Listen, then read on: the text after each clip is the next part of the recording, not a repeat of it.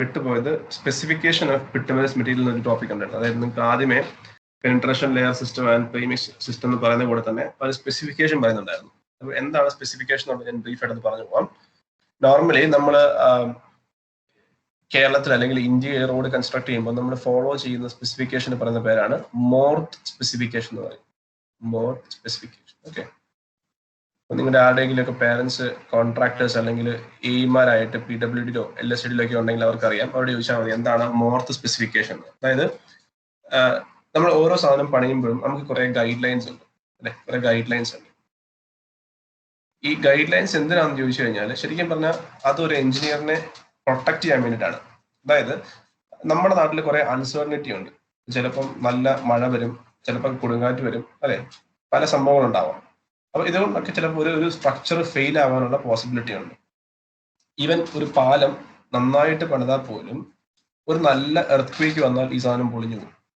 ആ കേസിലും നമുക്ക് നമ്മുടെ എഞ്ചിനീയറിനെ പ്രൊട്ടക്ട് ചെയ്യേണ്ട ആവശ്യമുണ്ട് അല്ലെ. ഒരു എഞ്ചിനീയറിന്റെ സ്കോപ്പിന് പുറമേ ഉള്ള കാരണങ്ങളാൽ ഒരുപക്ഷെ ഒരു സ്ട്രക്ചർ ഫെയിൽ ആയാൽ അത് തീർച്ചയായിട്ടും എഞ്ചിനീയറിന്റെ കുറ്റമല്ല. ഒരു ഭയങ്കര ഷോക്കിംഗ് ആയിട്ടുള്ള എർത്ത് വന്ന ഒരു പാലം പൊളിഞ്ഞു പോയാൽ അത് ആ എഞ്ചിനീയറിന്റെ കുഴപ്പമല്ല. അപ്പൊ അതുകൊണ്ട് തന്നെ നമുക്ക് ഇത് കൺസ്ട്രക്ട് ചെയ്യുന്ന എഞ്ചിനീയറിനെ പ്രൊട്ടക്ട് ചെയ്യാൻ വേണ്ടിയിട്ട് കുറെ ഗൈഡ് ലൈൻസ് ഉണ്ട്. ആ ഗൈഡ് ലൈൻസ് പ്രകാരം ഒരു സാധനം പണിതിട്ട് അത് പൊളിഞ്ഞു പോയാലും കുഴപ്പമൊന്നുമില്ല. അപ്പൊ സാധാരണ രീതിയിൽ നമ്മളിപ്പോ ഒരു സ്ട്രക്ചർ, റോഡ് ആയിക്കോട്ടെ, ഒരു പിന്നെ ബിൽഡിംഗ് ആയിക്കോട്ടെ, പാലം ആയിക്കോട്ടെ, ഇത് പൊളിഞ്ഞു കഴിയുമ്പോഴേ ആദ്യമേ നോക്കുന്നത് അത് സ്പെസിഫിക്കേഷൻസ് മീറ്റ് ചെയ്യുന്നുണ്ടോ എന്നാണ്. സ്പെസിഫിക്കേഷൻസ് മീറ്റ് ചെയ്തിട്ടും അത് പൊളിഞ്ഞു പോയിട്ടുണ്ടെങ്കിൽ എഞ്ചിനീയർ സേഫ് ആണ്. അതേസമയം പറഞ്ഞിരിക്കുന്ന സ്പെസിഫിക്കേഷന് പുറമേ ആണ് ഇത് ചെയ്തിരുന്നെങ്കിൽ ആ എഞ്ചിനീയറും റിസ്കിലാണ്. അതിന്റെ റെസ്പോൺസിബിലിറ്റി ആ എഞ്ചിനീയറാണ്.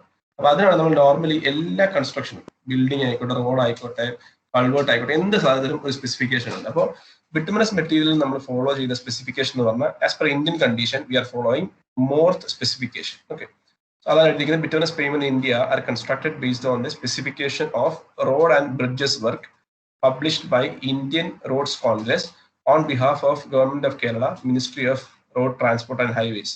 MORTH എന്ന് പറഞ്ഞാൽ Ministry of Road Transport and Highways ആണ്. അപ്പൊ ഇതിന് നമ്മൾ വളരെ ചുരുക്കത്തിൽ പറഞ്ഞ പേരാണ് മോർത്ത് സ്പെസിഫിക്കേഷൻ എന്ന് പറയും. അപ്പൊ വീട്ടിൽ ആരെങ്കിലും ഒക്കെ എഞ്ചിനീയേഴ്സ് ഉണ്ടെങ്കിൽ ചുമ്മാ ഒന്ന് ചോദിച്ചു നോക്കുക എന്താണ് മോർത്ത് സ്പെസിഫിക്കേഷൻ. അതൊരു ബുക്കാണ്. ആ ബുക്ക് ഉണ്ടെങ്കിൽ ചുമ്മാ ഒന്ന് മറിച്ച് നോക്കുക. ഓക്കെ, അപ്പൊ നമ്മൾ ഫോളോ ചെയ്യുന്നത് മോർത്ത് സ്പെസിഫിക്കേഷൻ ആണ്. അപ്പൊ എന്താണെന്നുള്ളത് ഞാൻ പറയാം. അതിന് മുന്നേ ഒന്ന് എഴുതിയെടുക്കാം. അതായത് subheading as specification of bituminous material and താഴെ എഴുതുക bituminous pavements in India are constructed based on the specification of road and bridges work published by Indian Road Congress on behalf of Government of India, Ministry of Road Transport and Highways. അപ്പോൾ ഇതൊരു വലിയ പുസ്തകമാണ്. മോർത്ത് എന്ന് പറഞ്ഞ വലിയ ബുക്കാണ്. അതിനകത്ത് ഒരു റോഡ്, ഒരു ബ്രിഡ്ജ്, ഇതൊക്കെ എങ്ങനെയാണ് കൺസ്ട്രക്ട് ചെയ്യേണ്ടതെന്നുള്ളത് കൃത്യമായ പ്രൊസീജിയർ പറയുന്നുണ്ട്. ഓക്കെ, നമ്മൾ അതിനകത്ത് നിന്ന് വളരെ കുറച്ച് പോർഷൻ മാത്രമേ ഇപ്പൊ നോക്കുന്നുള്ളൂ.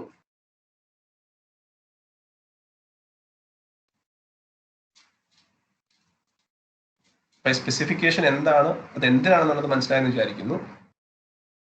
Now we will be looking only on to some of the specifications concerning to the bituminous material. അതിനകത്ത് ക്വാണ്ടിറ്റിന്റെ സ്പെസിഫിക്കേഷൻ ഉണ്ട്, അല്ലെങ്കിൽ സോയിലിന്റെ ഉണ്ട്, അഗ്രിഗേറ്റിന്റെ ഒത്തിരി ഉണ്ട്. നമ്മൾ അതിനകത്ത് ബിറ്റുമിനസ് മെറ്റീരിയലിന്റെ മാത്രം ജസ്റ്റ് നോക്കാനാണ് വിചാരിക്കുന്നത്. ഓക്കെ, അപ്പൊ എഴുതിയെന്ന് വിചാരിക്കുന്നു. ഇനി now we will look into what are the specifications. അപ്പോൾ കുറെ റിക്വയർമെന്റ് ഉണ്ട്. അതായത് എല്ലാം നിങ്ങൾ പഠിച്ചിട്ടുണ്ടാവില്ല. നമ്മൾ പഠിച്ചത് മാത്രം നമുക്ക് വേണം നോക്കാം. ഓക്കെ, നമ്മൾ എനിക്കത് മൊഡ്യൂൾ 1-ലാന്ന് തോന്നുന്നു. We have learned what is combined ഫ്ലേക്കിനെസ് and elongation. ഈ ടേം നമ്മൾ ജസ്റ്റ് നോക്കിയായിരുന്നു. അതായത് ഈ അഗ്രിഗേറ്റിന്റെ ഷേപ്പ് തന്നെ തീരെ ചെറുത് അല്ലെങ്കിൽ നീളം കൂടിയതൊക്കെ ആവാം. അപ്പൊ അതിന് നമ്മൾ ചെയ്ത ടെസ്റ്റ് ഉണ്ടായിരുന്നു. നമ്മൾ ടെസ്റ്റ് ഓൺ അഗ്രിഗേറ്റ് പറഞ്ഞായിരുന്നു കമ്പൈൻഡ് ഫ്ലേക്കിനെസ് ആൻഡ് ഇലോങ്ങേഷൻ ടെസ്റ്റ് ഉണ്ട്. അപ്പോൾ നമ്മുടെ സ്പെസിഫിക്കേഷൻ പ്രകാരം അതിന്റെ മാക്സിമം വാല്യൂ എന്നുള്ളത് 35% ആയിരുന്നു. അതുപോലെ തന്നെ നിങ്ങൾ ഓർക്കുന്നുണ്ടോ ലോസ് ഏഞ്ചൽസ് സെപ്പറേഷൻ വാല്യൂവിനെ പറ്റി നമ്മൾ മൊഡ്യൂൾ 1-ൽ ജസ്റ്റ് പറഞ്ഞു പോയായിരുന്നു. ഓർക്കുന്നുണ്ടോ? ഈ ടേം കേട്ടിട്ടുണ്ടോ? എന്താണെന്നൊന്നും പറയണ്ട, ടേം കേട്ടിട്ടുണ്ടോ? ലോസ് ഏഞ്ചൽസ് സെപ്പറേഷൻ വാല്യൂ എന്നൊക്കെ ഉണ്ട്. നമ്മൾ അഗ്രിഗേറ്റിന്റെ ടെസ്റ്റ് പറഞ്ഞപ്പോൾ പറഞ്ഞതാണ് അല്ലെ. അപ്പോൾ നമ്മൾ ബിറ്റുമിനസ് കൺസ്ട്രക്ഷൻ ഇപ്പം ഈ പറയുന്നത് കണ്ടോ, ഹെഡിങ് നോക്കിയാൽ physical requirements for coarse aggregate for bituminous concrete. Bituminous കോൺക്രീറ്റിന് വേണ്ടി ചെയ്യുമ്പോൾ നമ്മൾ ഉപയോഗിക്കുന്ന കോഴ്സ് അഗ്രിഗേറ്റിന് വേണ്ട റിക്വയർമെന്റ്സ്, വേണ്ട സ്പെസിഫിക്കേഷൻ ആണ് അവർ പറയുന്നത്. അപ്പോൾ combine flakiness and elongation maximum 35 പാടുള്ളൂ. Los Angeles abrasion value maximum 30 പാടുള്ളൂ. അഗ്രിഗേറ്റ് ഇമ്പാക്ട് വാല്യൂ മാക്സിമം 24 പാടുള്ളൂ. അപ്പോൾ ആദ്യത്തെ കോളത്തിൽ കാണിക്കുന്ന പ്രോപ്പർട്ടിയാണ്. ഞാൻ ഇത് മൊത്തം ഒന്നും എഴുതണ്ട, ഞാൻ ഈ PPT നിങ്ങൾക്ക് ഷെയർ ചെയ്തിട്ടുണ്ട്. നിങ്ങൾക്ക് ഇൻവേഴ്സ് ഇന്ന് രാവിലെ ഷെയർ ചെയ്തായിരുന്നു PPT, അപ്പോൾ അതുകൊണ്ട് എഴുതേണ്ട ആവശ്യമില്ല, ജസ്റ്റ് കേട്ടിരുന്നാൽ മതി. അപ്പോൾ ആദ്യത്തെ കോളത്തിൽ പ്രോപ്പർട്ടിയാണ് പറയുന്നത്, രണ്ടാമത്തെ കോളത്തിൽ ടെസ്റ്റ് പറയുന്നുണ്ട്, മൂന്നാമത് സ്പെസിഫിക്കേഷൻ ഉണ്ട്, നാലാമത് മെത്തഡ് ഓഫ് ടെസ്റ്റ്, അതെങ്ങനെയാ ടെസ്റ്റ് ചെയ്യേണ്ടതെന്നും ഒരു കോഡുണ്ട്, IS 2386 കോഡുണ്ട്, അതിനകത്ത് എങ്ങനെ ചെയ്യണം എന്നൊക്കെ പറയുന്നുണ്ട്.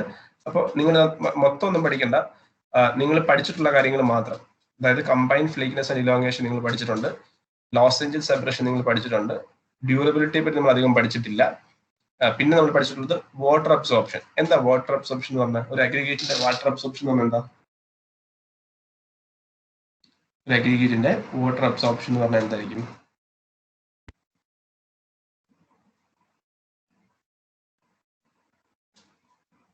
ഇനി ഐഡിയ? എന്തോരം വാട്ടർ അബ്സോർബ് ചെയ്യുന്നുള്ളതായിരിക്കും.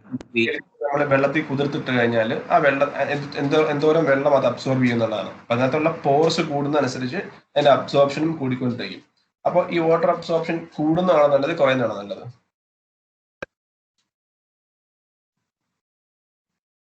വാട്ടർ അബ്സോർപ്ഷൻ കൂടുന്നതാണോ നല്ലത്, കുറയുന്നതാണോ നല്ലത്?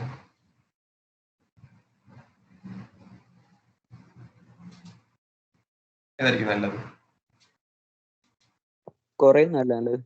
തീർച്ചയായിട്ടും കുറയുന്നത് നല്ലത്. കാരണം എന്താണെന്ന് വെച്ച് കഴിഞ്ഞാൽ കൂടിക്കഴിഞ്ഞാൽ നമ്മൾ ബിറ്റുമിൻ ഒഴിക്കുമ്പോൾ ആ ബിറ്റുമിൻ എല്ലാം ഈ പോർസിനകത്തോട്ട് കയറും. അത് ഇഫക്റ്റീവ് ബിറ്റുമിൻ ആയിട്ട് കൂട്ടാൻ പറ്റത്തില്ല, ഈ പോർസിനകത്തോട്ട് വെറുതെ കയറിയിരിക്കത്തേ ഉള്ളൂ. അപ്പോൾ എപ്പോഴും നമുക്ക് വാട്ടർ അബ്സോർപ്ഷൻ കുറഞ്ഞിരിക്കണം. ഈ സ്പെസിഫിക്കേഷൻ പ്രകാരം മാക്സിമം 2% പാടുള്ളൂ. ഓക്കെ. പിന്നെ സ്ട്രിപ്പിങ്ങിനെ പറ്റി നമ്മൾ പറഞ്ഞായിരുന്നു. സ്ട്രിപ്പിംഗ് എന്ന് പറഞ്ഞാൽ അഗ്രിഗേറ്റ് ബിറ്റുമിനായിട്ട് കോട്ട് ചെയ്തിട്ട് വെള്ളത്തിൽ ഇട്ടിട്ട് നോക്കുമ്പോൾ എത്രത്തോളം അത് അഗ്രിഗേറ്റിൽ നിന്ന് പൊളിഞ്ഞു പോയി എന്നുള്ളതാണ് സ്ട്രിപ്പിംഗ് കാണിക്കുന്നത്. പിന്നെ last one retained tensile strength. അത് ഞാൻ കഴിഞ്ഞ ക്ലാസ്സിൽ പറഞ്ഞാണ്. ഒരു TSR വാല്യൂ എന്ന സംഭവം ഞാൻ പറഞ്ഞായിരുന്നു. TSR വാല്യൂ, അതായത് ഒരു സാമ്പിൾ എടുത്തിട്ട് അതിന്റെ wet ITS divided by dry, അതിന്റെ വാല്യൂ തീർച്ചയായിട്ടും 1 താഴെ ആയിരിക്കും. പക്ഷേ it should not be less than 0.8. അപ്പൊ അതിന്റെ റീറ്റൈൻ ടെൻസൈൽ സ്ട്രെങ്ത് എന്ന് പറഞ്ഞാൽ മിനിമം 80% എങ്കിലും വേണം. അപ്പൊ നിങ്ങൾ മോർത്ത് സ്പെസിഫിക്കേഷൻ അതൊന്നും മുഴുവൻ പഠിക്കാൻ നിൽക്കണ്ട. ഒരു ക്വസ്റ്റ്യൻ കിട്ടിക്കഴിഞ്ഞാൽ മോർത്ത് സ്പെസിഫിക്കേഷനിൽ പറഞ്ഞ ചില കാര്യങ്ങൾ മാത്രം ഒന്ന് എഴുതി വെക്കുക, നിങ്ങൾ ഓർക്കുന്ന കാര്യങ്ങൾ. ഫോർ എക്സാമ്പിൾ കമ്പൈൻഡ് ഫ്ലേക്നെസ് ഇലോങ്ങേഷൻ നമുക്ക് ഓർക്കാം, ലോസ് ഏഞ്ചൽസ് സെപ്പറേഷൻ അറിയാവുന്നതാണ്, വാട്ടർ അബ്സോർപ്ഷൻ അറിയാം, റീറ്റെയിൻ ടെൻസൈൽ സ്ട്രെങ്ത് അറിയാം. അപ്പോൾ ഒരു ബിറ്റുമിനസ് കോൺക്രീറ്റിന് നമ്മൾ ഉപയോഗിക്കുന്ന അഗ്രിഗേറ്റിന് വേണ്ട അറ്റ്ലീസ്റ്റ് ഒരു 3-4 പ്രോപ്പർട്ടി എങ്കിലും നമ്മൾ കാണാതെ പഠിച്ചിരിക്കണം. ഓക്കെ, ഇതാണ് ഒരു സ്പെസിഫിക്കേഷൻ എന്ന് പറഞ്ഞാൽ. രണ്ടാമതായിട്ട് നമ്മൾ പഠിച്ചത് മൊത്തം BCയുടെ എക്സാമ്പിൾ വെച്ചിട്ടാണ് അല്ലേ? എന്താ BC എന്ന് പറഞ്ഞാൽ? What is BC? Bituminous concrete ആണ് അല്ലെ? ബിറ്റുമിനസ് കോൺക്രീറ്റിന് തന്നെ 2 ക്ലാസിഫിക്കേഷൻ ഉണ്ട്. BC1 ഉണ്ട്, BC2 ഉണ്ട്. ഈ 1, 2 എന്നൊക്കെ ഡിവൈഡ് ചെയ്യുന്നത് ആക്ച്വലി അതിന്റെ നോമിനൽ മാക്സിമം അഗ്രിഗേറ്റ് സൈസിനെ ബേസ് ചെയ്തിട്ട് അല്ലെങ്കിൽ NMASനെ ബേസ് ചെയ്തിട്ടാണ്. NMAS എന്താന്ന് ഞാൻ പറഞ്ഞിരുന്നു. എന്താ NMAS എന്ന് പറഞ്ഞാൽ? നോമിനൽ മാക്സിമം അഗ്രിഗേറ്റ് സൈസ് അല്ലെങ്കിൽ NMAS എന്ന് പറഞ്ഞാൽ എന്തായിരുന്നു? 10% നമ്മളിപ്പോ സേവ് ചെയ്യുമ്പോൾ 10% കൂടുതൽ റീറ്റെയിൻ ചെയ്യുന്ന ആ സൈസിനാണ് NMAS എന്ന് പറഞ്ഞത്. അപ്പോൾ NMAS 19 ആയിട്ടുള്ള BC ഉണ്ട്, NMAS 13.2 ആയിട്ടുള്ള BC ഉണ്ട്. അത് എങ്ങനെ ചൂസ് ചെയ്യുന്നത് ചോദിച്ചു കഴിഞ്ഞാൽ, സാധാരണ ലെയർ തിക്നെസ് നമ്മൾ കൺസിഡർ ചെയ്യുന്ന layer thickness is equal to 2 to 3 times NMAS ആണ്. അപ്പൊ സപ്പോസ് ഞാൻ പണിയാൻ പോകുന്ന BC ലെയറിന് 30 to 40 തിക്നെസ്സേ ഉള്ളെങ്കിൽ ഞാൻ BC2 വെച്ച് പണിയും. അതല്ല ഒരു 40 above ഒരു 50 mm ഉണ്ടെങ്കിൽ ഞാൻ BC1 വെച്ച് പണിയും. അപ്പൊ ആ BC1 ആയാലും BC2 ആയാലും അതിന് വേണ്ടിയ ഗ്രഡേഷൻ എത്രയാണെന്നുള്ളത് ക്ലിയർ ആയിട്ട് ഈ സ്പെസിഫിക്കേഷനിൽ പറയുന്നുണ്ട്. അപ്പൊ നമ്മൾ മിക്സ് ഡിസൈനിന്റെ സ്റ്റെപ്പ് ഓർക്കുവാണെങ്കിൽ ആദ്യം എന്താ ചെയ്യുന്നത്? ആദ്യം നമ്മൾ ഗ്രഡേഷൻ ചെയ്യും, രണ്ടാമത് നമ്മൾ പ്രൊപ്പോർഷൻ ചെയ്യും. എന്താ പ്രൊപ്പോർഷൻ എന്ന് പറഞ്ഞാൽ എന്തായിരുന്നു? മിക്സ് ഡിസൈനിന്റെ പ്രൊസീജിയർ ഓർക്കുവാണെങ്കിൽ ആദ്യമേ നമ്മൾ ചെയ്യുന്ന ഗ്രഡേഷൻ, രണ്ടാമതായിട്ട് പ്രൊപ്പോർഷനിങ്. പ്രൊപ്പോർഷനിങ് എന്ന സംഭവം എന്തായിരുന്നു? അഗ്രിഗേറ്റ്സ് ഒക്കെ ഏതൊക്കെ പ്രൊപ്പോർഷനിൽ നമ്മൾ കണ്ടുപിടിക്കുമ്പോഴാണ് നമുക്ക് ഒപ്റ്റിമം കിട്ടുന്നത്. അപ്പൊ ഏതൊക്കെ പ്രൊപ്പോർഷനിൽ ആഡ് ചെയ്യുമ്പോഴാണ് ഈ പറയുന്ന ഗ്രഡേഷൻ കിട്ടുന്നത്. ഇവിടെ നമുക്ക് റിക്വയർഡ് ഗ്രഡേഷൻ ഉണ്ട്. ഇതാണ് നമ്മുടെ required gradation. BC1 required gradation ഇതാണ്, BC2 റിക്വയർഡ് ഗ്രഡേഷൻ ഇതാണ്. അപ്പം പ്രൊപ്പോർഷനിങ് എന്ന് പറഞ്ഞാൽ നമ്മൾ ഏതൊക്കെ പ്രൊപ്പോർഷനിൽ എടുക്കുമ്പോഴാണ് ഈ മോർത്തി പറഞ്ഞിരിക്കുന്ന ഗ്രഡേഷൻ കിട്ടുന്നത്. അതാണ് ഇവിടെ പറയുന്ന കാര്യം. അപ്പൊ BC1 BC2 ഗ്രഡേഷൻ ഉണ്ട്. ഇത് മൊത്തം ഒന്നും കാണാൻ പഠിക്കേണ്ട, ഏകദേശം ഒക്കെ ഒരു അറിഞ്ഞിടാൻ മാത്രം. ഓക്കെ. അപ്പൊ ഒന്നാമത് പറഞ്ഞ സ്പെസിഫിക്കേഷൻ എന്നുള്ളത് അഗ്രിഗേറ്റിന്റെ റിക്വയർമെന്റ്, രണ്ടാമത് അതിന്റെ ഗ്രഡേഷൻ എന്താണ് വേണ്ടത്, BC1 BC2 വേണ്ട ഗ്രഡേഷൻ എന്താണെന്നുള്ളത് ഞാൻ പറഞ്ഞു. മൂന്നാമതായിട്ട് നമ്മുടെ മിക്സ് പ്രിപ്പയർ ചെയ്യുമല്ലോ. അപ്പൊ മിക്സ് പ്രിപ്പയർ ചെയ്യുമ്പോൾ എങ്ങനെയാണ് നമ്മൾ ഒപ്റ്റിമം ചൂസ് ചെയ്യുന്നത്? നമ്മൾ മിക്സ് പ്രിപ്പയർ ചെയ്യുമ്പോൾ എങ്ങനെയാണ് അതിന്റെ ഒപ്റ്റിമം ചൂസ് ചെയ്യുന്നത്? 0.545 പവർ ചാർട്ട് വെച്ചല്ലേ? അല്ലല്ല, അതാണ് ചോദിച്ചാൽ ബിറ്റുമിനസ് മിക്സ് ഉണ്ടാക്കുമ്പോൾ ഒപ്റ്റിമം ബിറ്റുമിൻ കണ്ടന്റ് എങ്ങനെയാ ചൂസ് ചെയ്യുന്നത്? 4% എയർ വേർഡ്സ് 4% എയർ വേർഡ്സിന് കറസ്പോണ്ടിങ് ആയിട്ടാണ്. പക്ഷെ ഞാൻ പറഞ്ഞു ആ കൂടെ തന്നെ അത് വേറെ കുറച്ച് കണ്ടീഷൻ സാറ്റിസ്ഫൈ ചെയ്യണം അല്ലേ? ആ കണ്ടീഷനാണ് ഇവിടെ പറയുന്നത്. ഒന്ന്, അതിന്റെ സ്റ്റെബിലിറ്റി വാല്യൂ എന്ന് പറഞ്ഞാൽ 9 കിലോന്യൂട്ടൺ എങ്കിലും വേണം. മിനിമം സ്റ്റെബിലിറ്റി 9 കിലോന്യൂട്ടൺ വേണം. ഓക്കെ. അതുപോലെ അതിന്റെ ഫ്ലോ വാല്യൂ 2 to 4 നിൽക്കണം. മാർഷൽ ഫ്ലോ വാല്യൂ എന്നുള്ളത് നമ്മൾ ഓർക്കുന്നുണ്ടായിരിക്കും. 2 to 4 നിൽക്കണം. Percentage air words 3 to 5, preferably 4 വേണം. VFB എന്നുള്ളത് 65 to 75 വേണം. ഓക്കെ. പിന്നെ നേരത്തെ പറഞ്ഞ TSR വാല്യൂ 80% വേണം. അപ്പോൾ ആ മിക്സിന് വേണ്ട കുറെ സ്പെസിഫിക്കേഷൻ ഉണ്ട്. നമ്മൾ ഈ മിക്സ് ഡിസൈൻ ചെയ്യുമ്പോൾ ആ മിക്സിന് വേണ്ട സ്പെസിഫിക്കേഷൻ എന്താണെന്നും ഈ കോഡിൽ പറയുന്നുണ്ട്, ഈ മോർ സ്പെസിഫിക്കേഷനിൽ പറയുന്നുണ്ട്. അപ്പൊ അതെല്ലാം ഒന്നും ഓർക്കണ്ട. മിനിമം സ്റ്റെബിലിറ്റി 9 വേണം. Flow value should be between 2 to 4. Percentage air word should be 3 to 5. VFB എന്ന് പറഞ്ഞാൽ 65 to 75. ഇനി അവിടെ തന്നെ വിസ്കോസിറ്റി ഗ്രേഡ് ബിറ്റുമിൻ എന്ന് പറഞ്ഞാൽ നമ്മുടെ സാധാരണ ബിറ്റുമിൻ ഉപയോഗിച്ച് ചെയ്യുന്ന കേസിലെ വാല്യൂസ് ആണ് ഈ പറയുന്നത്. ഇനി മോഡിഫൈഡ് ബിറ്റുമിൻ എന്ന സാധനമുണ്ട്. നമ്മൾ എപ്പോഴാണ് ഈ മോഡിഫൈഡ് ബിറ്റുമിൻ യൂസ് ചെയ്യുന്നത്? ഞാൻ പറഞ്ഞാൽ നിങ്ങൾ എപ്പോഴാണ് നമ്മൾ ഈ മോഡിഫൈഡ് ബിറ്റുമിൻ യൂസ് ചെയ്യുന്നത്?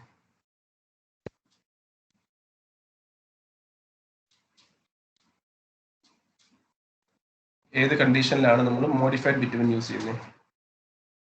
ഒത്തിരി ലോഡ് വരുമ്പം, ഹെവി ലോഡിങ് അല്ല ഹെവി ടെമ്പറേച്ചർ വരുമ്പോൾ ഇത് ഫ്ലോ സാധാരണ ബിറ്റുമിൻ ആണെങ്കിൽ അത് ഉരുകി പോകാൻ സാധ്യതയുണ്ട്. അപ്പം ആ കേസിൽ നമ്മൾ മോഡിഫൈഡ് ബിറ്റുമിൻ യൂസ് ചെയ്യും.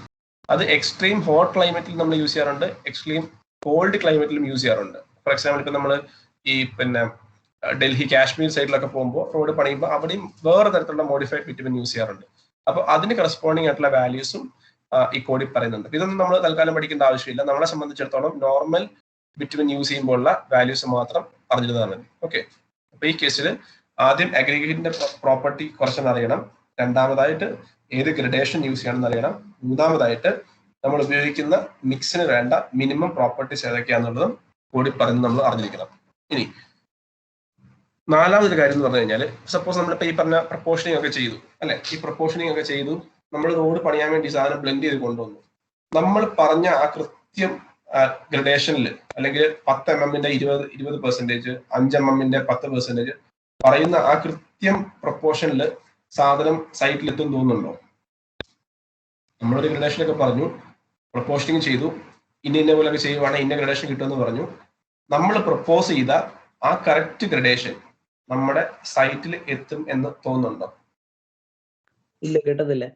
ഒരിക്കലും കിട്ടത്തില്ല. കുറച്ച് വേരിയേഷൻ ഉണ്ടാവും അല്ലെ? കാര്യം മനുഷ്യരല്ല ഇതൊക്കെ ചെയ്യുന്നത്. അപ്പം അതിന് കുറച്ച് പെർമിസിബിൾ വേരിയേഷൻസ് ഉണ്ട്. അപ്പോൾ നമ്മുടെ ഗ്രഡേഷൻ ഉള്ള വേരിയേഷൻസ് ആണ് ഈ പറയുന്നത്. അതുപോലെ നമ്മൾ പറയുന്ന ബിറ്റുമിൻ കണ്ടന്റിനും വേണമെങ്കിൽ ഒരു ±0.3% വേരിയേഷൻ ആവാം. മിക്സിംഗ് ടെമ്പറേച്ചറിനും ഒരു 10% വരെ വേരിയേഷൻസ് ആവാം. അപ്പൊ ഇവിടെ പറയുന്നത് നമ്മൾ ഇതൊക്കെ ഉണ്ടാക്കി നമ്മളിത് ഫീൽഡിൽ അപ്ലൈ ചെയ്യാൻ വരുന്ന സമയത്ത് നമുക്ക് പറ്റുന്ന പോസിബിൾ പെർമിസിബിൾ ആയിട്ടുള്ള വേരിയേഷൻസ് ആണ് ഇവിടെ പറയുന്നത്. അപ്പോൾ suppose if the variation is within this limits, contractor is safe. But now if the variation is beyond this value, contractor has to pay for it. For example, ഇപ്പോൾ നമ്മൾ road പണിയാനായിട്ട് ഞാൻ 5.4% bitumen ഇട്ട road പണിയാണെന്ന് പറഞ്ഞു. പക്ഷെ അത് പണിത് വന്നപ്പം 5.2 ഉള്ളൂ. 5.2 ഉള്ളിലും കോൺട്രാക്ടർ സേഫ് ആണ്, ബിക്കോസ് ±0.3 is permissible. പക്ഷെ suppose if it is 5%, instead of 5.4, if it is 5%, the contractor will have to pay penalty for it. Penalty എന്നൊക്കെ പറഞ്ഞാൽ ഭയങ്കര എമൗണ്ട് ആയിരിക്കും. ഫോർ എക്സാമ്പിൾ, ഇപ്പോൾ ഒരു റോഡ് പണിയുമ്പോൾ ആ കൺസ്ട്രക്ഷൻ കോസ്റ്റ് എന്നൊക്കെ പറഞ്ഞാൽ 2 crore ഒക്കെ ആയിരിക്കും, 2 CR ഒക്കെ ആയിരിക്കും. അപ്പൊ ഇതിന്റെ ഒരു 20% ഫൈൻ അടയ്ക്കാൻ പറയും. 2 കോടിയുടെ 20% എന്ന് പറയുമ്പോൾ എത്ര രൂപയെന്ന് ആലോചിച്ച് നോക്കി. അപ്പൊ ഇത് ഹ്യൂജ് എമൗണ്ട് ആയിരിക്കും ഇതിന്റെ ഫൈൻ എന്നൊക്കെ പറയുന്നത്. അപ്പൊ നോർമലി അതൊക്കെ വളരെ ശ്രദ്ധിച്ച ആൾക്കാർ സൈറ്റിൽ ചെയ്യാറുള്ളൂ. അപ്പൊ നമ്മൾ ആദ്യം പറയുന്നത് അഗ്രിഗേറ്റിന്റെ പ്രോപ്പർട്ടി, 2 അഗ്രിഗേറ്റിന്റെ ഗ്രഡേഷൻ, 3 മിക്സിന് വേണ്ട റിക്വയർമെന്റ്സ്, 4മതായിട്ട് പെർമിസിബിൾ വേരിയേഷൻസ്. ഓക്കെ. 5മതൊരു കാര്യമുണ്ട്. അതായത് ഇത് വെച്ച് നമ്മൾ റോഡ് പണിയുമ്പോൾ നമ്മൾ ഏത് ലെവലിലേക്ക് ഇതിനെ കോമ്പാക്ട് ചെയ്യണമെന്നുണ്ട് അല്ലെ? നമ്മൾ റോളർ ഇട്ട് ഇതിനെ കോമ്പാക്ട് ചെയ്യും. റോളർ ഇട്ട് കോമ്പാക്ട് ചെയ്യുമ്പോൾ അവർ പറയുന്നത് compaction should be 92% of GMM എന്നാണ് പറയുന്നത്. നമ്മൾ റോഡിൽ കോമ്പാക്ട് ചെയ്യേണ്ടത് 92% ഓഫ് GMM. എന്തായിരുന്നു GMM? നമ്മൾ കഴിഞ്ഞ ക്ലാസ്സിൽ പഠിച്ച കാര്യമാണ്. GMM എന്തായിരുന്നു? GMM എന്ന് പറഞ്ഞാൽ specific gravity, maximum specific gravity. 0 air voice ഉള്ള കേസിലെ പിന്നെ സ്പെസിഫിക് ഗ്രാവിറ്റി ആണ് നമ്മൾ GMM എന്ന് പറയുന്നത്. അപ്പൊ 92% ഓഫ് GMM എന്ന് പറയുമ്പോൾ ഈ കേസിൽ എത്ര പെർസെന്റ് എയർ വോയിസ് കാണും എന്നിട്ട് പറയാം. നമ്മൾ റോഡിൽ ഉണ്ടാക്കേണ്ടത് 92% ഓഫ് GMM എന്നാണ്. GMM എന്ന് പറഞ്ഞാൽ 0 എയർ വോയിസ് ഉള്ള കേസിനാണ്. അപ്പോ suppose if I M constructing the road at 92% GMM, it means that the remaining 8% is air. ഈ എയറിലോട്ട് വേണം ഇതിനെ ഫ്ലെക്സ് ചെയ്യാനായിട്ട്. ഈ 8% എയർ കാരണമാണ് നമ്മൾ ഈ റോഡിനെ ഫ്ലെക്സിബിൾ പേയ്മെന്റ് എന്ന് വിളിക്കുന്നത്. ആ ഒരു 8% എയർ വോയിസിലോട്ട് ഈ റോഡ് ഫ്ലെക്സ് ചെയ്യാനുള്ള പെർമിഷൻ അതിന് ഉണ്ട്. ഓക്കെ, അപ്പൊ ഇത്രയാണ് ജനറൽ ആയിട്ട് നമ്മുടെ മോർത്തിൽ പറയുന്ന സ്പെസിഫിക്കേഷൻസ്. ഇതൊന്നും എഴുതിയെടുക്കേണ്ട, ഞാൻ സ്ലൈഡിൽ നിന്ന് ഷെയർ ചെയ്തിട്ടുണ്ട്. ഒന്നുകൂടി പറയാം. മോർത്ത് സ്പെസിഫിക്കേഷനിൽ ആദ്യം നോക്കേണ്ടത് അഗ്രിഗേറ്റിന്റെ റിക്വയർമെന്റ്സ് എന്തൊക്കെയാണെന്നുള്ളത്.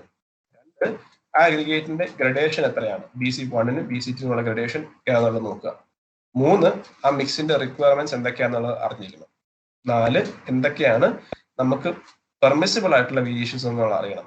5, ഏത് ലെവലിലോട്ട് വേണം ഈ മിക്സിനെ ഫീൽഡിൽ കോമ്പാക്ട് ചെയ്യേണ്ടത്. അപ്പൊ ഈ വക കാര്യങ്ങളെല്ലാം നമ്മുടെ മോർത്ത് സ്പെസിഫിക്കേഷനിൽ പറയുന്നുണ്ട്. അപ്പൊ റോഡ് പണിയുന്ന ആൾക്കാർ ചെയ്യേണ്ടത് ആ സ്പെസിഫിക്കേഷൻ നോക്കുക, അതനുസരിച്ചാണോ പണിയെന്ന് നോക്കുക. ഇത്രയും മാത്രമേ ഉള്ളൂ.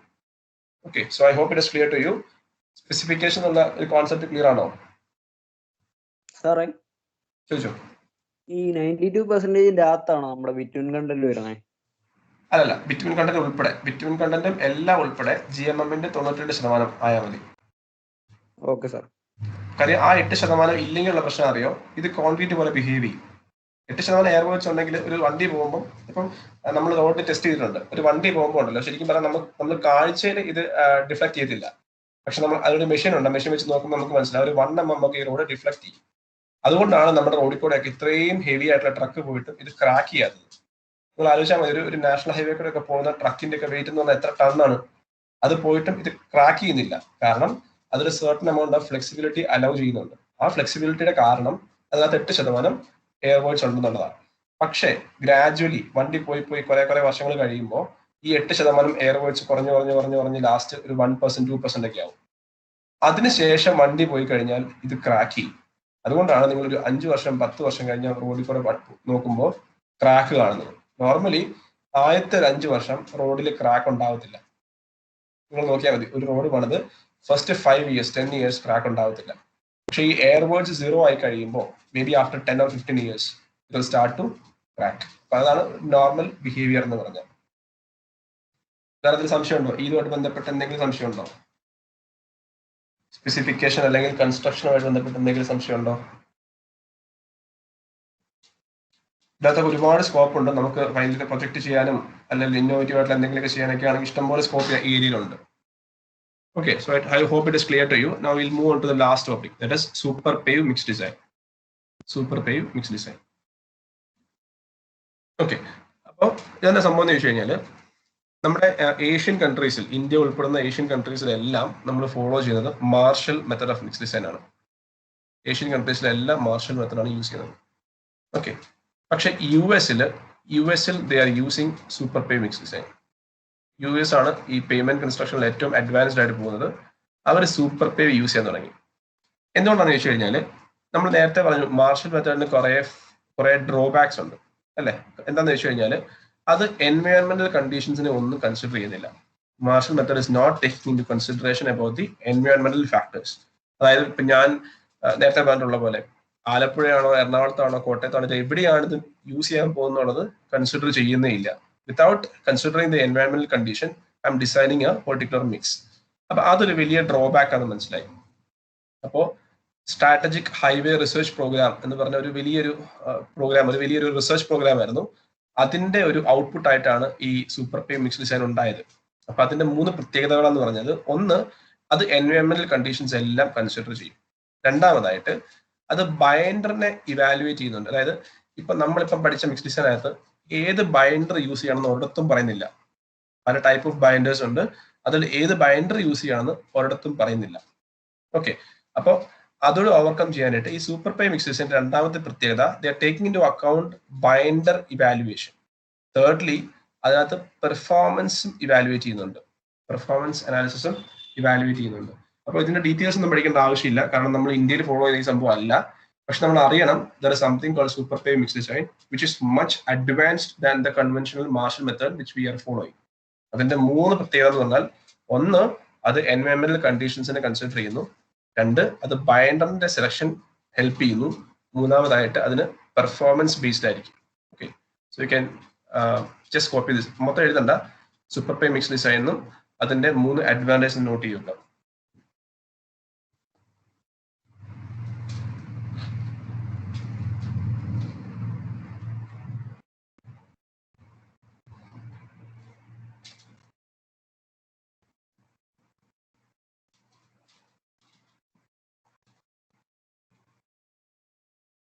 ഓക്കെ, ഞാൻ സമയം കളയാം. PPT ഞാൻ ഓൾറെഡി ഷെയർ ചെയ്തിട്ടുണ്ട്. അപ്പൊ നിങ്ങൾക്ക് സമയം കിട്ടുന്ന പോലെ നോട്ട്ബുക്കിൽ എഴുതിയാൽ മതി. ഇതൊക്കെയാണ് സൂപ്പർ പൈവിന്റെ 3 പ്രത്യേകത എന്ന് പറഞ്ഞാൽ, അല്ലെങ്കിൽ മാർഷലിനേക്കാൾ അഡ്വാൻസ്ഡ് ആയിട്ടുള്ള 3 ഫീച്ചേഴ്സ് ഇതൊക്കെയാണ്. Now moving into the mix design procedure. ഇവിടെ 7 സ്റ്റെപ്പാണ് ഉള്ളത്. നമ്മുടെ മാർഷലിൽ പറയുന്ന പോലെ തന്നെ പ്രൊസീജിയർ ഒക്കെ മോർലെസ് സെയിം ആണ്. We have 7 basic steps. First one is aggregate selection, second one is asphalt binder selection. ഇത് വളരെ ഇമ്പോർട്ടന്റ് ആണ്, കാര്യം ഇങ്ങനെ ഒരു സ്റ്റെപ്പ് നമ്മുടെ മാർഷൽ മെത്തേഡിൽ ഇല്ല. മാർഷൽ മെത്തേഡിൽ അസ്ഫാൾട്ട് ബൈൻഡർ സെലക്ഷൻ ഒരു സ്റ്റെപ്പ് ഇല്ല. അപ്പൊ ഇവിടുത്തെ ഇമ്പോർട്ടന്റ് ആയിട്ടുള്ള കാര്യം, രണ്ടാമത്തെ സ്റ്റെപ്പ് എന്ന് പറഞ്ഞാൽ അസ്ഫാൾട്ട് ബൈൻഡർ സെലക്ഷൻ ആണ്. Third one is sample preparation. Fourth is performance test. പിന്നെ ഉള്ളത് ഡെൻസിറ്റി വോയിഡ് കാൽക്കുലേഷൻ, ഇതൊക്കെ മറ്റിടത്തും ഉണ്ട്. പിന്നെ ഉള്ളത് ഒപ്റ്റിമം അസ്ഫാൾട്ട് ബൈൻഡർ സെലക്ഷൻ, ഇതും അവിടെയുണ്ട്. പിന്നെ ഉള്ളത് മോയ്സ്ചർ സസെപ്റ്റിബിലിറ്റി ഇവാലുവേഷൻ. ഈ സംഭവം വളരെ ഇമ്പോർട്ടന്റ് ആണ്. അതായത് ഈ ഉണ്ടാക്കുന്ന മിക്സ് മോയ്സ്ചറിന്റെ പ്രസൻസിൽ എങ്ങനെ ബിഹേവ് ചെയ്യുന്നതും ഇവിടെ ടെസ്റ്റ് ചെയ്യും. അപ്പോൾ നമ്മുടെ മാർഷൽ മെത്തേഡ് വെച്ച് നോക്കിയാൽ പ്രൊസീജിയർ എല്ലാം ഓരോ സെയിം ആണ്. പക്ഷേ ഏത് ബിറ്റ്വീൻ വേണമെന്ന് സെലക്ട് ചെയ്യാനുള്ള ഒരു പ്രോസസ്സ് ഇവിടെ ഉണ്ട്. അതുപോലെ തന്നെ ഇത് മോയ്സ്ചറിന്റെ പ്രസൻസിൽ ഈ റോഡ് എങ്ങനെ ബിഹേവ് ചെയ്യുമെന്നും ഇവിടെ അവർ ടെസ്റ്റ് ചെയ്യുന്നുണ്ട്. അപ്പൊ ഇതാണ് നമ്മുടെ മാർഷൽ മെത്തേഡിനെ വെച്ച് നോക്കുമ്പോൾ സൂപ്പർ പൈ മിക്സ് ഡിസൈനിന്റെ അഡ്വാൻറ്റേജ് എന്ന് പറഞ്ഞു. ഓക്കെ, അപ്പൊ ഇതാണ് ബേസിക് ആയിട്ടുള്ള 7 സ്റ്റെപ്പ് എന്ന് പറയുന്നത്.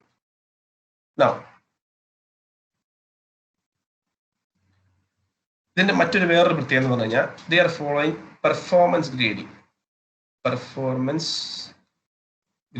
അതാണ് ഇതിന്റെ ഏറ്റവും വലിയൊരു ഹൈലൈറ്റ് എന്ന് പറഞ്ഞാൽ. നമുക്ക് ബിറ്റുമിനെ ഗ്രേഡ് ചെയ്യാനായിട്ട് 3 മെത്തേഡ്സ് ഉണ്ട്. എന്തൊക്കെയാ ഓർക്കുന്നുണ്ടോ?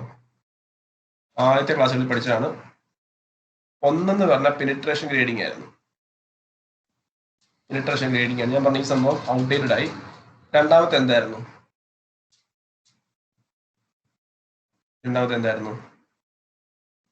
എനിവൺ? നമ്മൾ ഇന്ത്യയിൽ ഫോളോ ചെയ്യുന്നത് എന്തായിരുന്നു? ഞാൻ പറഞ്ഞു ഇന്ത്യയിൽ നമ്മൾ യൂസ് ചെയ്യുന്നത് BG30 ആണ്. അതിലെ BG എന്ന് പറഞ്ഞാൽ എന്താ? Viscosity grading. അപ്പൊ നമ്മൾ രണ്ടാമത്തെ മെത്തേഡ് എന്ന് പറയുന്നത് വിസ്കോസിറ്റി ഗ്രേഡിംഗ്. അപ്പൊ നമ്മൾ ഇന്ത്യക്കാരൊക്കെ ഇവിടെ നിൽക്കുന്നേ ഉള്ളൂ, വിസ്കോസിറ്റി ഗ്രേഡിംഗ് നിൽക്കുക. പക്ഷെ ഈ മൂന്നാമത്തേതാണ് പെർഫോമൻസ് ഗ്രേഡിംഗ് എന്ന് പറഞ്ഞത്. ഓക്കെ, അപ്പൊ ബിറ്റുവിനെ ഗ്രേഡ് ചെയ്യാൻ 3 മെത്തേഡ്സ് ഉള്ളത്. ഒന്ന് പെനിട്രേഷൻ ഗ്രേഡിംഗ്, അത് ഔട്ട്ഡേറ്റഡ് ആയി പോയി. 2 വിസ്കോസിറ്റി ഗ്രേഡിംഗ്, അതാണ് നമ്മൾ ഇന്ത്യയിൽ ഫോളോ ചെയ്യുന്നത്. 3-ാമത്തെ സാധനമാണ് പെർഫോമൻസ് ഗ്രേഡിംഗ് എന്ന് പറയുന്നത്. ഈ സാധനത്തിന്റെ പ്രത്യേകത എന്താണെന്ന് വെച്ച് കഴിഞ്ഞാൽ, ഇപ്പം പെർഫോമൻസ് ഗ്രേഡിംഗ് പ്രകാരം ഒരു ബിറ്റുവിനെ റെപ്രസെന്റ് ചെയ്യുന്നത് PG64-22 എന്നാണ്. PG64-22. ഇതിന്റെ അർത്ഥം നമ്മൾ ഉപയോഗിക്കുന്ന ബിറ്റുമിൻ 64 ഡിഗ്രിക്കും 22 ഡിഗ്രിക്കും ഇടയ്ക്ക് നന്നായിട്ട് പെർഫോം ചെയ്യും. 64 എന്നുള്ളത് ആവറേജ് 7-ന്റെ മാക്സിമം ടെമ്പറേച്ചർ, 22 എന്നുള്ളത് മിനിമം പേയ്മെന്റ് ടെമ്പറേച്ചർ. അപ്പോൾ നമ്മൾ ഇത് എവിടെയാണോ പണിയാൻ പോകുന്നത് അവിടുത്തെ ടെമ്പറേച്ചറിനനുസരിച്ച് നമുക്ക് ചൂസ് ചെയ്യാൻ പറ്റും. ഫോർ എക്സാമ്പിൾ, ഇപ്പം US-ലെ ഒരു ഫോർ എക്സാമ്പിൾ ഒരു 5 ഡിഗ്രിക്കും റോഡ് എടുക്കുക, ഞാൻ പണിയാൻ പോകുന്ന റോഡ് എടുക്കുക. ആ റോഡിന്റെ പരിസരത്തുള്ള ടെമ്പറേച്ചർ ഒരു 5 ഡിഗ്രിക്കും 50 ഡിഗ്രിക്കും ഇടയ്ക്കാന്ന് വിചാരിക്കുക. അങ്ങനെയാണെങ്കിൽ I can design to take PG50-5. PG50-5. അപ്പൊ 55 എന്ന് പറഞ്ഞാൽ ആ ടെമ്പറേച്ചർ റേഞ്ചാണ് കാണിക്കുന്നത്. അപ്പൊ ഇത് സത്യം പറഞ്ഞാൽ ഇത് അത്ര എസ്റ്റാബ്ലിഷ്ഡ് ആയിട്ടില്ല. ഇതിന്റെ റിസർച്ചുകൾ നടക്കുന്നേ ഉള്ളൂ. അതുകൊണ്ടാണ് അത് ഇന്ത്യയിലൊന്നും ഇപ്പോഴും വരാത്തത്. അമേരിക്കയിലും വളരെ കുറച്ച് സ്ഥലങ്ങളിൽ മാത്രമേ ഈ പെർഫോമൻസ് റീഡിങ് വന്നിട്ടുള്ളൂ. അപ്പം ഈ സൂപ്പർ പേവിന്റെ, അതുകൊണ്ടാണ് ഈ സൂപ്പർ പേവിനെ കുറിച്ച് കൂടുതൽ പറയുന്നത്, ഇതൊരു എമർജിങ് ടെക്നോളജിയാണ്. അപ്പോൾ സൂപ്പർ പേവിന്റെ ഏറ്റവും വലിയ പ്രത്യേകത എന്ന് പറഞ്ഞു കഴിഞ്ഞാൽ ബൈൻഡർ സെലക്ഷൻ ആണ്. ഞാൻ റോഡ് പണിയാൻ പോകുന്നത് എവിടെയാണോ അവിടുത്തെ ടെമ്പറേച്ചർ അനുസരിച്ചുള്ള ബിറ്റുമിൻ എനിക്ക് ചൂസ് ചെയ്യാൻ പറ്റും. അത് വെച്ച് ഇത് പണിത് കഴിഞ്ഞാൽ ഇത് ഫെയിൽ ആവാനുള്ള പോസിബിലിറ്റി വളരെ വളരെ കുറവായിരിക്കും. അതാണ് സൂപ്പർ പേവ് മിക്സ് ഡിസൈൻ എന്ന് പറഞ്ഞാൽ. ഞാൻ ഒന്നുകൂടെ ജസ്റ്റ് ഒന്ന് പറഞ്ഞു പോവാം. സ്ട്രാറ്റജിക് ഹൈവേ റിസർച്ച് പ്രോഗ്രാം അല്ലെങ്കിൽ SHRP എന്ന് പറഞ്ഞ ഒരു റിസർച്ച് പ്രോഗ്രാമാണ് ഇത് ഡെവലപ്പ് ചെയ്തത്. ഇത് ഡെവലപ്പ് ചെയ്യാനുള്ള കാരണം ഇതിന് മുന്നേ US-ലും ബാക്കി എല്ലാ രാജ്യങ്ങളിലും മാർഷൽ മെത്തഡാണ് യൂസ് ചെയ്തുകൊണ്ടിരുന്നത്. പക്ഷെ മാർഷൽ മെത്തഡിന് കുറേ ഡ്രോബാക്സ് ഉണ്ട്. അത് എൻവയൺമെന്റൽ കണ്ടീഷനെ നോക്കാറില്ല, ബൈൻഡർ സെലക്ട് ചെയ്യാൻ പ്രത്യേകിച്ച് ഓപ്ഷൻ ഒന്നുമില്ല, പെർഫോമൻസ് ഓഫ് മിക്സ് നമ്മൾ നോക്കുന്നില്ല. അപ്പൊ ഇതെല്ലാം കൂടെ കവറപ്പ് ചെയ്യാൻ വേണ്ടിയിട്ട് ഒരു പുതിയ മെത്തഡ് ഉണ്ടാക്കാൻ നോക്കി. അതിന് പറയുന്ന പേരാണ് സൂപ്പർ പേവ് മിക്സ് ഡിസൈൻ എന്ന് പറയുന്നത്. അപ്പൊ അതിന്റെ അഡ്വാൻറ്റേജ് എന്ന് പറയുന്നത് ഈ നമ്മൾ നേരത്തെ പറഞ്ഞ 3 കാര്യങ്ങൾ. 1, എൻവയൺമെന്റൽ കണ്ടീഷൻസ് കൺസിഡർ ചെയ്യുന്നു. 2, ബൈൻഡർ സെലക്ഷന് വേണ്ടി പ്രോസസ് ഉണ്ട്. 3, അത് പെർഫോമൻസ് ബേസ്ഡ് ആണ്. ഓക്കെ, ഇനി അതിന്റെ ഡിസൈൻ സ്റ്റെപ്പ് എന്ന് പറയുന്നത് നമ്മുടെ മാർഷൽ മെത്തേഡ് പോലൊക്കെ തന്നെയാണ്. 1 വ്യത്യാസങ്ങൾ മാത്രമേ ഉള്ളൂ. ഇതിന്റെ ഏറ്റവും വലിയ ഹൈലൈറ്റ് എന്ന് പറഞ്ഞാൽ അത് പെർഫോമൻസ് ബേസ്ഡ് ആയിരിക്കും. അതിന്റെ ബിറ്റുമിൻ സെലക്ഷൻ എന്ന് പറയുന്നത് പെർഫോമൻസ് ഗ്രേഡിംഗ് ആണ്. വിസ്കോസിറ്റി ഗ്രേഡിംഗും അല്ല, പെനിട്രേഷൻ ഗ്രേഡിംഗും അല്ല, അത് പെർഫോമൻസ് ഗ്രേഡിംഗ് ആണ്. അഥവാ നമ്മൾ ഇത് എവിടെയാണ് പണിയാൻ പോകുന്നത് ആ സ്ഥലത്തെ മാക്സിമം ടെമ്പറേച്ചറും മിനിമം ടെമ്പറേച്ചറും കണക്കിലെടുത്ത് അതിന് കറസ്പോണ്ടിങ് ആയിട്ടുള്ള ബിറ്റുമിൻ നമുക്ക് ചൂസ് ചെയ്യാൻ പറ്റും. അതാണ് സൂപ്പർ പേവും അതുപോലെ പെർഫോമൻസ് ഗ്രേഡിംഗ് എന്ന് പറഞ്ഞ കോൺസെപ്റ്റ്. അപ്പൊ അത് ക്ലിയർ ആണോ? Yes, sir. Okay, so I have already shared this PPT in your Linways. ഇപ്പൊ 3 അര ആയതേ ഉള്ളൂ. നിങ്ങൾക്ക് സമയമുണ്ട്. എനിക്ക് സ്റ്റാഫ് മീറ്റിംഗ് ഉണ്ടായിരുന്നു 3:30. അതുകൊണ്ട് ഞാൻ ഇത് നേരത്തെ ഷെയർ ചെയ്തത്. അപ്പൊ നിങ്ങൾ ആ സ്ലൈഡ് നോക്കിയിട്ട് അത്യാവശ്യം വേണ്ട കാര്യങ്ങൾ നോട്ട്ബുക്കിൽ എഴുതി വെക്കുക. ഓക്കെ, അതുപോലെ ആരെങ്കിലും നോക്കിയിട്ട് അത് നിങ്ങൾക്ക് വിസിബിൾ ആണെന്ന് നോക്കണം. ഞാൻ രാവിലെ അപ്ലോഡ് ചെയ്തായിരുന്നു, വിസിബിൾ ആയിരിക്കണം മിക്കവാറും. അപ്പൊ നിങ്ങൾ നോക്കിയിട്ട് വിസിബിൾ ആണെന്നുണ്ടെങ്കിൽ അത്യാവശ്യം വേണ്ട കാര്യങ്ങൾ നിങ്ങൾ നോട്ട്ബുക്കിൽ എഴുതി വെക്കുക. അപ്പോൾ എക്സാമിന് ഇവിടെ വരെ ആയിരിക്കും ഉണ്ടായിരിക്കുന്നത്. അപ്പോൾ ഈ series 1 you will have 25 marks from module 1 and 25 marks from module 2. Okay, അപ്പോൾ ഞാൻ ഇവിടെ നിർത്തുവാണ്. എന്തെങ്കിലും സംശയം ഉണ്ടെങ്കിൽ നിങ്ങൾക്ക് ചോദിക്കാം, അല്ല ഇനി പിന്നെ മെസ്സേജ് അയച്ചാലും മതി. ഇപ്പൊ ചോദിക്കാൻ എന്തെങ്കിലും സംശയം ഉണ്ടോ? എന്തെങ്കിലും ക്ലാരിഫിക്കേഷൻ വേണോ? Anyone?